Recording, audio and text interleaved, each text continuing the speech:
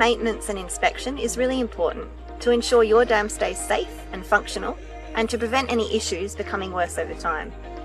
Today we'll be talking through some of the common issues that you might find when you do your dam inspection and some of the solutions to those.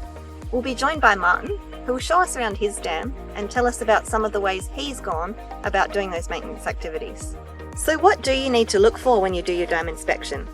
Firstly, you need to check your spillway, which is the channel or overflow area that diverts excess water away from the dam and back to its natural course of flow, instead of letting the dam overtop. You want to look at your dam wall or embankment to make sure that's in good condition, and you also want to check the storage area, base and the rim of your dam.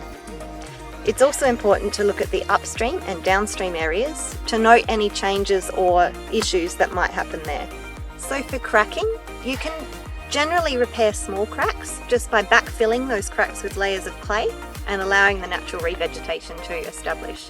If you notice erosion in or around your dam, there are some simple measures you can take, including planting native sedges and grasses to help stabilise the banks.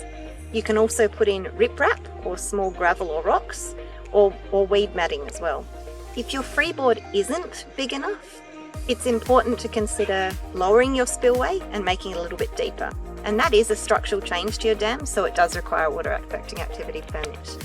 So animal burrows are another issue that you can fix relatively simply. Again, just cover them in with clay and allow the natural revegetation to establish. If you do have trees on your dam wall, it's important to seek specific advice to your situation, because trees can be an issue, but they can also provide benefits too. Trees can help prevent evaporation from dams by up to 25% and provide shelter, but they can also drop leaves into the dam, and their roots can cause tunnelling and erosion in the dam wall.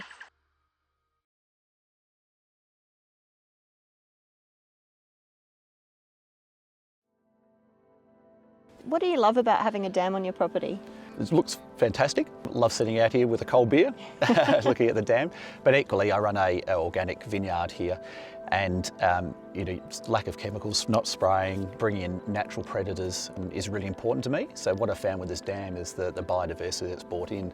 So the ducks, for instance, they do what they need to do here, and then they walk out into the vineyard and eat the slugs and snails, which is fantastic. And the amount of microbats as well that I've noticed since the dam's been cleaned out has been fantastic, and they're great for the vines. So they go in and eat some pests like light brown apple moth and things like that. So back in 2019, I purchased this property and the dam needed a lot of work. Hadn't been looked after for many years. Then the bushfire came along and caused a whole lot of silting issues because of obviously the lack of vegetation on the surface. Brought a lot of silt and just rubbish down from the catchment, and that filled up the dam. So as part of that, we cleaned it out, got a local earth mover. It was really knowledgeable and really helpful. He came along, dug a lot of that out, and actually brought it back to the way that it was supposed to be, I guess. I can see here that the spillway's had some work on it. Thanks to your department, and you were able to give you some advice on how to build the proper spillway.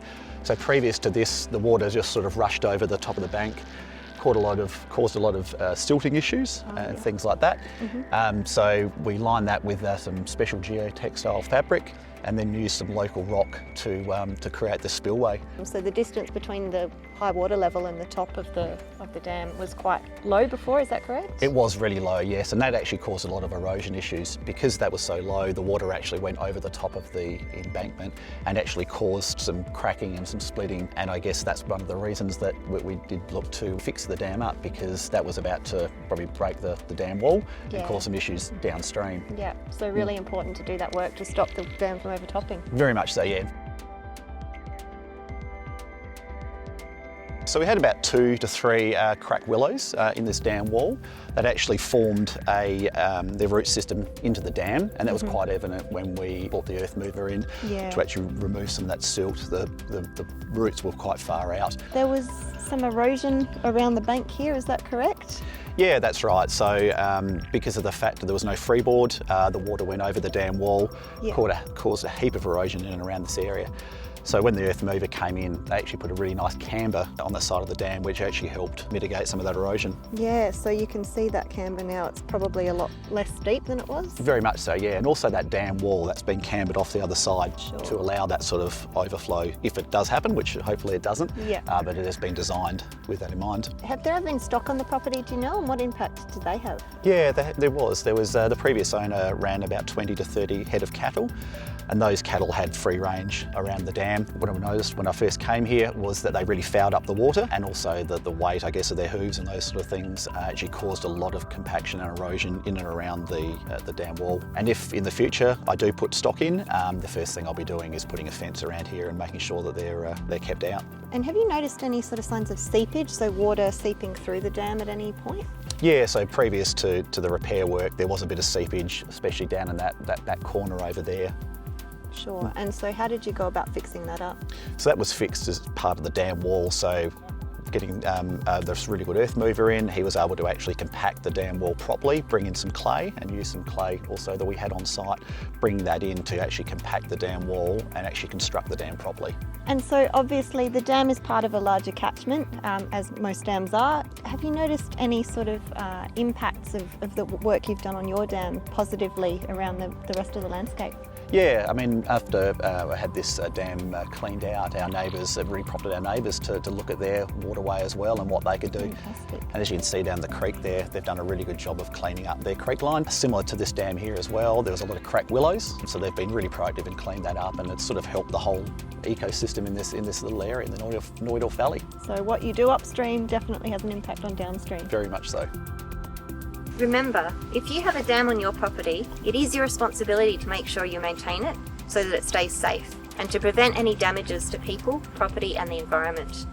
Some activities do require a water affecting activity permit, and if you're not sure, it's best to speak to your local landscape board.